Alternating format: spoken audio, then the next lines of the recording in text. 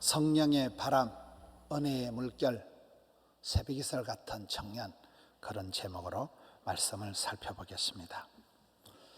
바람이 불어오면 많은 변화가 일어납니다. 봄바람이 불어오면 만물이 약동한다. 저 강화도에는 바닷바람이 불기 때문에 강화도에 그 쑥이 있는데, 강화도의 쑥은 그게 그냥 쑥이 아니고 약쑥이라 이러더라고요. 여러분, 고성이나 땅끝 마을, 전라도 해남 같은 데는 바닷가에 그 시금치 농사를 하는데 시금치 맛이 좀 달라요. 해풍을 맞고 아주 시금치가 맛이 고소하고 다릅니다. 이 드림센터를 설계한 윤인준 장로님이 얘기를 하는데, 풍수지리는 절반은 과학이다 이러더라고요.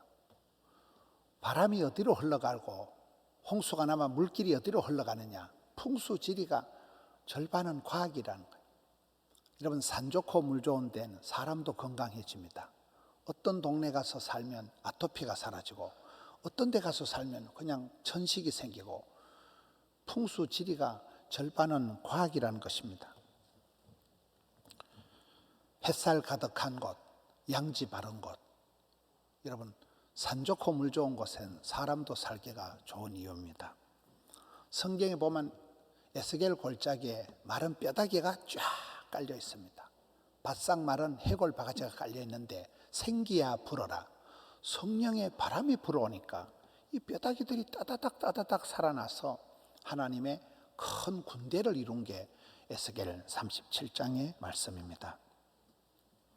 이사야 선지서를 보면, 이사야서는 이스라엘 백성들이 오랫동안 바벨론의 포로로 잡혀 있으니까 사람들이 오랫동안 포로 생활을 하면 위축이 돼가지고 패배감, 열등감, 쪼다감에 갇혀가지고 무기력하기 때문에, 그런 이스라엘 백성들에게 무능하고 피곤한 이스라엘 백성들이 회복이 되는데, 마치 독수리가 날개침 같이 새 힘을 얻고 비상할 것이다, 이런 말씀이 나옵니다. 이런 독수리는 평지에 둥지를 틀지 않고 청길 낭떠러지 위에 집을 짓기 때문에, 독수리는 새끼가 어느 정도 자라면 어미가 궁뎅이를 확 떠민다 그러잖아요. 그 새끼가 청길 낭떠러지에 떨어지면 얼마나 무섭겠어요. 죽는다고 날개짓을 파닥거리는 사이에, 야, 내가 병아리 새끼가 아니고 독수리 새끼구나. 그 바람을 타고 휙 떠오르는 걸, 이걸 독수리가 날개침같이 너의 청춘을 새롭게 한다. 피곤한 자에게, 무능한 자에게 이와 같은 새 힘을 주신다는 게 이사야서 말씀입니다. 바람이 불지 않으면, 바람개비를 물고 입에 물고 들고 뛰면 바람개비가 돌아간다, 그런 말이 있더라고요. 여러분, 김해공항에 비행기가 이륙할 때 오늘 유아 세례 받은 아빠 중에 한 분이 에어부산 파일로트예요. 이런 비행기가 쇳덩어리가 이륙을 할 때 시속 200km로 팡 달리면 맞바람을 타고 이 쇳덩어리가 하늘로 떠오르는 거잖아요. 바람이 불면 연을 날리고, 이 바람으로 인하여 연이 하늘 높이 떠오르게 되는 것입니다. 사도행전은 이 성령행전이다. 성령의 바람이 불어오면서 많은 변화가 일어나는 게 사도행전입니다.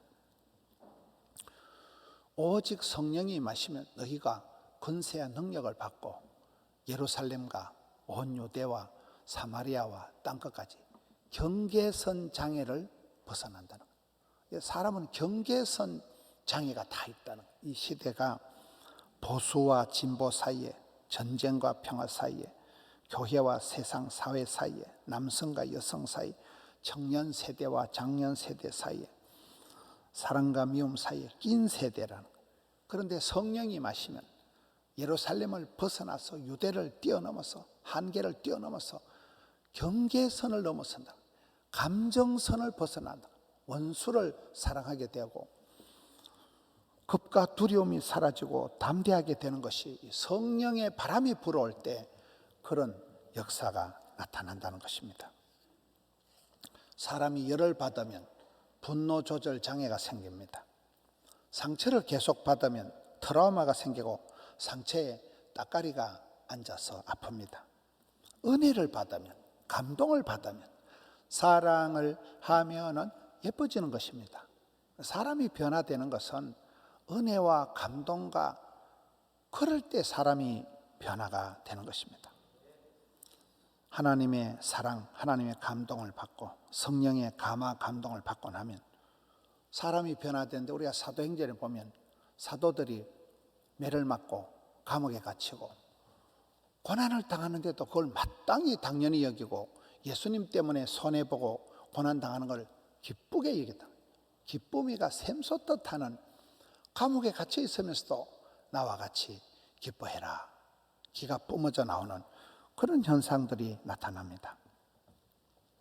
여러분, 하나님의 성령의 바람이 불어오면 마른 해골 바가지가 하나님의 큰 군대를 만들듯이 힘없는 무기력한 사람이 독수리가 날개침같이 그런 세임을 얻듯이, 여러분, 성령의 바람이 불어나면 살아나는 게 많고 하나님의 은혜가 내려와 하나님의 사랑이, 은혜가 내려와서 은혜가 모여 있는 것을 언택이라고 해요. 언택은 연못, 모택자를 씁니다. 하나님 은혜가 내려와서 큰 저수지를, 저장 탱크를 만드는 것입니다.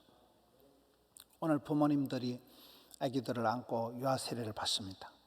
엄마가, 아빠가 기도하면 그 기도가, 눈물로 키운 자식은 망하는 법이 없다고, 아랫물이 윗물이 된다고, 그 기도가 주께 상달이 되어서 눈물의 기도는 하나님을 감동시킨다 이러잖아요. 아랫물이 윗물이 되는 거예요. 눈물은 땅으로 떨어지지 않아요. 엄마 아빠의 눈물이 하늘에 상달이 되고, 또 그 은혜가 내려와서 큰 연못을, 언택을 이루고 나면 그 아이들은 그 할머니의, 할아버지의, 엄마 아빠의 언택으로 인하여 행복한 삶을 살아가는 것입니다. 바람이 불지 않고 통풍이 되지 않으면 이 식물들이 죽어요. 퇴비가 되고 거름이 됩니다. 산들 바람이 불어오면 모든 것이 살아나는 것입니다. 여러분, 하나님은 광야에 길을 내시고 사막에 강을 내시는 분이다. 우리는 사막이 없는 나라이기 때문에 잘 못 알아듣지만, 성경의 사막을 이해하려고 하면 시편 126편에는 여호와께서 시온의 포로를 돌려보내실 때 우리가 꿈꾸는 것 같았도다. 여호와여, 우리의 포로를 남방 시내들 같이 돌려보내소서. 이 말은 오랫동안 포로에 갇혀있던 사람들이 주눅이 들어서 완전히 우리는 망했다, 우리는 안 된다는 그런 깊은 그런 위축감에 빠져있는 이스라엘 백성들이 돌아오는데, 꿈꾸듯이 그렇게 고레스 왕이 나타나서 갑자기 고국으로 귀환을 할 때 꿈꾸는 것 같다는 거예요. 근데 그 현상이, 우리의 포로를 남방 시내들 같이 돌려보내소서. 이 말은 그 유대 땅의 가장 불모지 중에 하나가 네게브 사막이에요. 사막 땅이니까 모래밖에 없습니다. 그 쓸모없는 땅, 황무지 네게브 사막에, 우리나라로 말하면 이렇게 늦은 비가, 거기는 봄비예요. 가을철 늦은데 겨울철에 봄비가 내리면 갑자기 사막 땅에, 모래 벌판에 강이 생기는 거예요. 갑자기 뻘물이 막 확, 이게 남방 시내들 같이 네게브 사막에 갑자기 강물이 생겨가지고 물이 확 밀려오듯이 이스라엘 백성들이 그렇게 고국으로 돌아오는 꿈만 같은 일들이, 그걸 노래한 것이, 여러분, 그 거발 강가에서 수금을 걸고 울던 백성들이 이제 하나님의 땅으로 돌아올 때 사막 땅에 비가 와서 갑자기 강물이 밀어닥치던 그런 현상과 같다는 거예요. 우리 하나님은 광야에 길을 내시고 사막에 강을 내시는 그런 분이십니다. 여러분, 그래서 우리가 성령의 바람이 불어오면 모든 게 변화가 되고 하나님의 은혜의 물결이 퍼져오면 사람이 비로소 감동을 받고 사랑을 받고 변화가 되는데, 성령을 해방하는 짓거리를 하지 마라, 성령을 근심되게 하지 마라, 성령을 소멸하지 말라. 말기 찬성, 말씀과 기도와 찬양과 섬김을 통해서 성령을 사모하고 성령의 충만함을 받아야 되는 이유가 그렇습니다. 말씀이 뭡니까? 믿음은 들음으로, 들음은 말씀으로. 하나님의 말씀을 읽고 듣고 묵상하고 암송하고, 그런 하나님의 말씀을 받은 은혜를 나누다 보면 우리가 삶이 변화가 되는 것입니다. 사람이 떡으로만 살 것이 아니요 하나님의 입으로 나오는 모든 말씀으로 살아가는데, 이런 무식한 베드로가 오늘 사도행전에 보면 베드로가 누굽니까? 도망자요, 실패자요, 무식한 베드로가 오순절에 성령의 감동을 받고 난 이후에 그가 나서서 설교를 하는데 예루살렘 시민이 달랑 2만 명일 때 하룻밤에 3천 명이 회개하고 제사함을 받고 세례를 받고 구원받는 그런 역사가 이 무식한 베드로를 통하여 일어납니다. 그들이 이 말을 듣고 마음에 찔려 우리가 어찌할꼬 하거늘 복음에 반응을 하는 거예요. 하나님의 말씀이 선포될 때 민감하게 반응을 하는 거예요. 말씀이 살아 운동력이기 때문에 여러분, 성령 하나님은 전기는 전선을 타고 들어오듯이 성령님은 하나님 말씀을 통해서 역사하기 때문에, 그래서 우리가 하나님 중심, 성경 중심 말씀을 잘 받아야 돼요. 말씀이 역사할 때 그때 성령님이 함께 역사하는 것입니다. 오늘 본문의 말씀은 기도입니다. 사도행전 3장 1절에 제9시 기도 시간에 베드로와 요한이 성전에 올라갔다. 여러분, 베드로가 누굽니까? 겟세마네 동산에 예수님께서 시험에 들지 않게 깨어있어 기도해라. 너희가 1시간도 깨어있을 수 없더냐. 1시간도 깨어서 기도 못하고 노다지 자빠져 잤던 사람이 베드로예요. 그런 베드로가 오순절에 성령의 감동을 받고 난 이후에는 여기에 시간을 딱딱 정해놓고 제9시 기도 시간에 따박따박 정해진 시간에 성전에 올라가다가 거기서 기적을 일으킵니다. 태생적으로 태어날 때부터 한 번도 걸어보지 못했던 그런 안전뱅이를 보고 평생을 빌어먹고 구걸하며 살아가는 이 안전뱅이를 보고는 은과 금은 내게 없거니와 내게 있는 나사렛 예수 그리스도 이름으로 명하노니 일어나라. 그러니까 뿔뚝 일어나는 거예요. 여러분, 은과 금은 없다는 거예요. 오늘 또 여러분, 돈 타령하는 사람은 아직은 성령에 속한 사람이 아니에요. 베드로는 은과 금은 없지만은 예수 이름으로 명하노니 일어나라.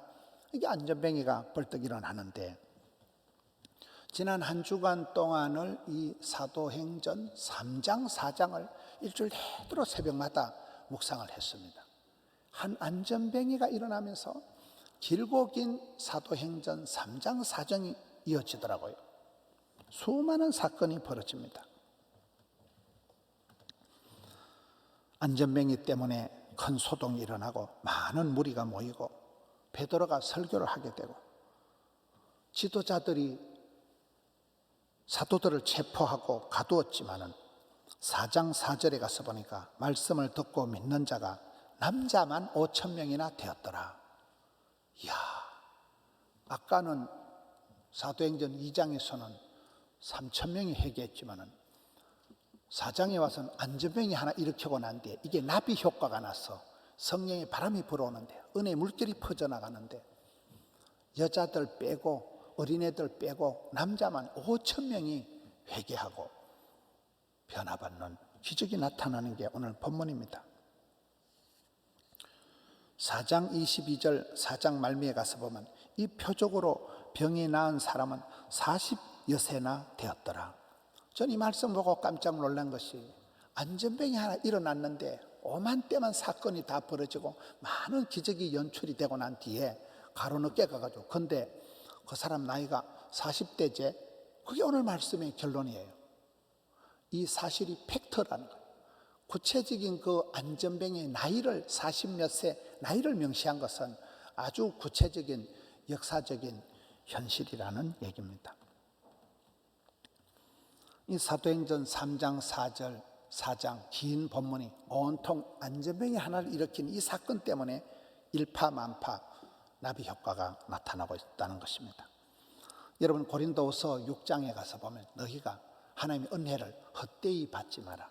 지금이 은혜 받을 만한 때요, 지금이 구원의 날이다. 하나님 은혜 베푸실 때 은혜를 받으라는 거예요.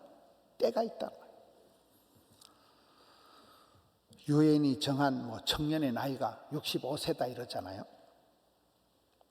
여러분, 65세가 안 된 분들은 아직 다 청년이에요.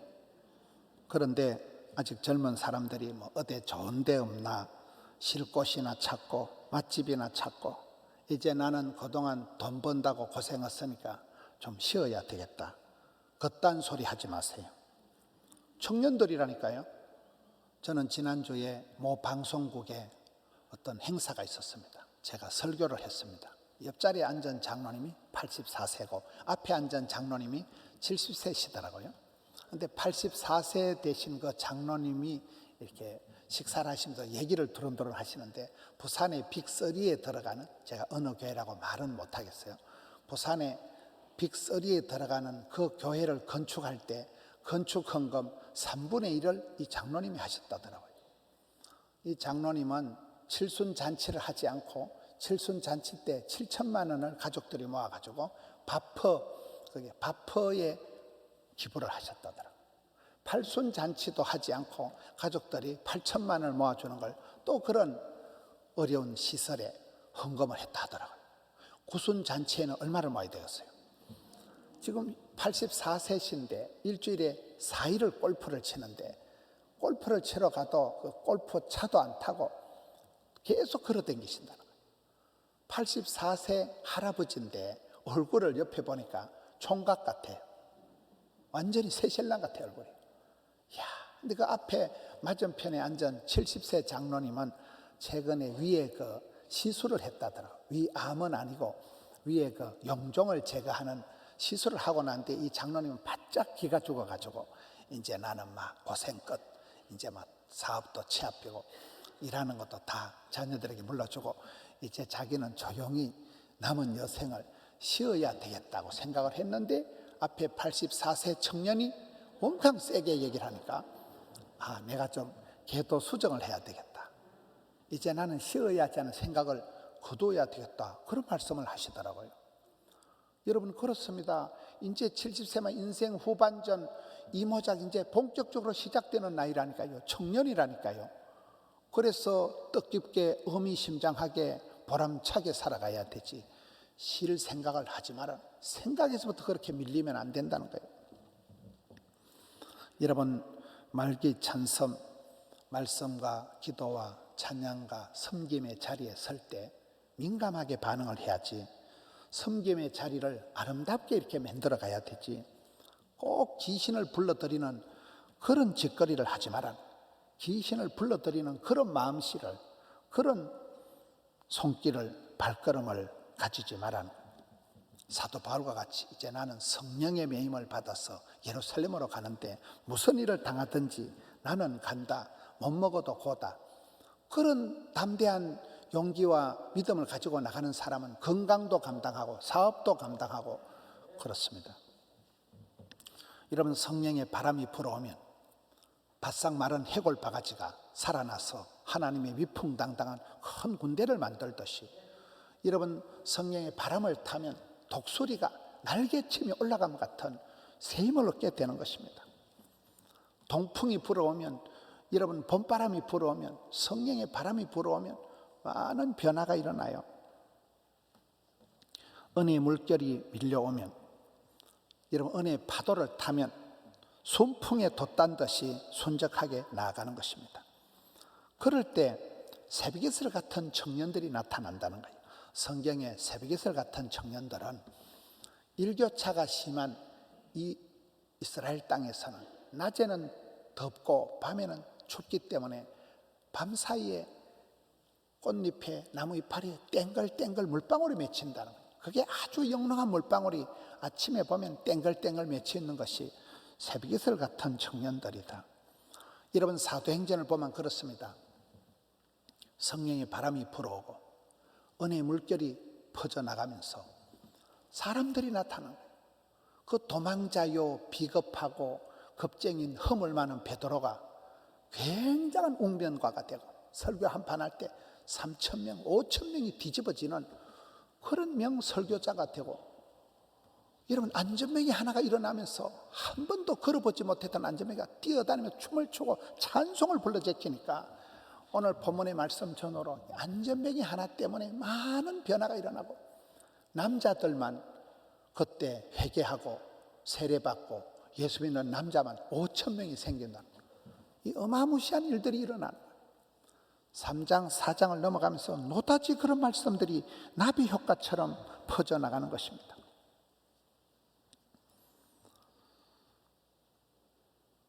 (4장 36절에 가서 보니까 구버로라는 지역에 바나바라는 사람이 뿅 등장하는 거예요. 갑자기 4장 말미에 안진뱅이 얘기 실컷 하다가 4장 36절에 가서 보면 구보로에 바나바라는 사람이 있다. 바나바가 누굽니까? 최초의 선교사가 됩니다. 바나바가 누굽니까? 가장 성경적인 선교하는 교회 안디옥 교회 최초의 담임 목사님이 됩니다. 바나바가 누굽니까? 이 사람이 다소에 가서 깡패 같은 한 청년을 전도사로 데리고 오는데 그 청년이 사도 바울이잖아요. 최고의 스카우터가 됩니다. 그 여동생이 하나 있는데 여동생 마가의 엄마 마리아의 집에서 성도들에게 집을 오픈해서 거기서 모여서 구역예배 드리다가 성령이 마시면서 교회가 탄생되니까 이 바나바 패밀리가 초대교회 산파요, 인큐베이터요 이 역할을 다 하는 거예요. 그러다가 5장으로 가서 보면 5장의 마지막 42절에 가서 보니까 그들이 날마다 성전에 있든지 집에 있든지 예수는 그리스도라고 가르치기와 전도하기를 그치지 아니하니라. 마치 이렇게 샘물이 흘러가듯이 샘물이 펑펑 끊임없이 막힘없이 중단 없이 거침없이 졸졸졸 흘러가듯이 이 초대교회 성도들이 거침없이 가르치기와 전도하기를 계속하고 6장으로 들어가면 7 집사가 세워집니다. 7장에 들어가면 서대반 집사가 순교를 하는데 서대반 집사가 돌에 맞아 죽는데 얼굴이 달덩어리 같습니다. 그 서대반 집사가 7장에 죽고 8장에 가서 이제 교인들이 뿔뿔이 흩어지면서 사마리아에 가서 빌립이 또 그 저주받던 땅, 재수 없는 땅 사마리아에 가서 복음을 전하고 그러다가 8장에 가서 보면 이제 사도 바울이 회개하는 역사가 일어납니다. 사도행전 8장 9장을 지나면서 예수님께서 사울아 사울아 네가 왜 나를 핍박하느냐 그러면서 그 깡패 같은 사울이 해방자요 핍박자 악질적이었던 사울이 새벽에서 같이 변화가 되어서 최고의 이방의 사도로서 등장을 하는 게 9장입니다. 그러다가 10장으로 가서 보면 가이사랴 지방에 고넬료라는 사람이 뿅 등장합니다. 고넬료는 이방인입니다. 고넬료는 군인이란 조직에 몸을 담고 있는 사람입니다. 무슨 고급 장교가 아니에요. 그저 밥풀떼기 한 2개 정도의 소대장, 중대장 정도예요. 그 사람이 이방인 때 조직에 몸을 담고 있는 사람인데도 성경에 보면 많이 구제하더니 항상 기도하더니 그게 사도행전 10장 2절 말씀이에요. 이방인인데도 찬송이 하늘에 사무치고 기도가 주께 상달이 되고 평소에 선행의 손길이 마일리지가 차곡차곡 쌓여서 하나님께서 기억하시고 이 고넬료가 물꼬가 터지듯이 유대인에게만 갇혀 있던 복음이 고넬료를 맞이하면서 이게 물꼬가 터지듯이 5대양 6대주로 열방으로 확 퍼져나가는 게 고넬료 한 사람이에요. 여러분 아브라함은 복의 근원 깊은 산속 옹달샘 같은 역할을 하고 요셉이는 샘 곁에 심겨온 가지가 되고 이게 많은 사람들은 샘물과 같은 하수분과 같은 물고와 같은 이런 역할들을 해가면서 새벽에서 같은 청년들이 땡글땡글 나타나듯이 65세는 청년이라니까요. 이 역사가 사도행전의 초대교회의 역사입니다. 사도행전 마지막 28장에 가보면 담대하게 거침없이 주의 사람들이 복음을 전하고 거침없이 밀고 나가는 이 은혜의 물결이 성령의 바람이 계속 불어온다는 거예요. 여러분 우리가 이 시대도 전기가 전선을 통해서 들어오듯이 성령 하나님은 말씀을 통해서 역사하기 때문에 우리가 말씀에 집중하는 거예요. 말씀을 들을 때 말씀 중에 말씀을 듣는 중에 기적이 일어나요. 믿음은 들음으로 생기는 거예요. 말기, 찬성, 말씀과 기도. 오늘 성경 말씀의 제9시 기도 시간에 정기적인 기도, 형식적인 것 같지만은 그 따박따박 정해놓은 기도 시간에 올라가다가 안전병기를 일으키고 그 사건 속에서 많은 사람들이 모이고 베드로가 또 설교를 하고 베드로는 감옥에 체포가 되고 갇히지만은 그 믿는 무리들이 남자들만 5천 명이 또 나타나고 이런 나비 효과 같은 현상들이 계속 나타납니다. 사도 바울이 한밤중에 감옥에서 찬송을 불러 제키니까 옥터가 흔들리고 옥문이 열리고 이 시대도 코로나가 거리두기가 해제가 되고 이제 여러분 우리가 앞뒤 전후좌우가 꽝꽝 틀어막혀도 기도할 때 하늘 문이 열리고 사업의 문이 열리고 전도의 문이 열릴 것입니다. 한 성도의 손길이, 한 성도의 눈물 한 방울이 이게 은혜의 강물을 이루고 한 성도가 기도할 때 구하는 자에게 찾는 자에게 좋은 것을 성령을 주시지 않겠느냐. 성령의 바람이 불어오면 이런 감동의 역사가 나온다. 말세의 고통의 때가 오지만은 하나님이 말세의 남종들에게 여종들에게 물 쏟듯이 성령을 부어주실 것이기 때문에 여러분 우리가 이 고통의 시대, 코로나의 주눅이 들어가지고 힘이 빠져있는 이 피곤한 시대에 성도님들은 성령의 바람아 불어라. 은혜의 물결이 밀려와서 저는 옛날에 동요 중에 퐁당퐁당 돌을 던지자 누나 몰래 돌을 던지자 건너편에 앉아서 빨래를 하는 거예요. 나무를 싣는 거예요. 우리 누나 손등을 간지려 주어라.